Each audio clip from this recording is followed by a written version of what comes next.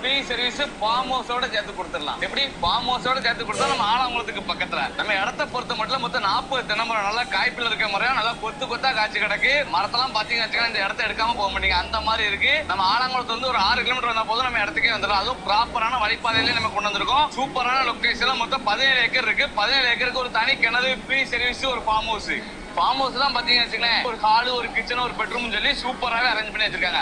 அதுவும் டைல்ஸ் எல்லாம் போட்டி பாத்ரூமுக்கு வெஸ்டர்ன் டைப்ல அமைச்சு கொடுத்துருக்காங்க. இந்த மாதிரி தனி கிணறு, ஃப்ரீ சர்வீஸ், ஃபார்ம் ஹவுஸோட இடம் தேடினாலும் கிடைக்காது.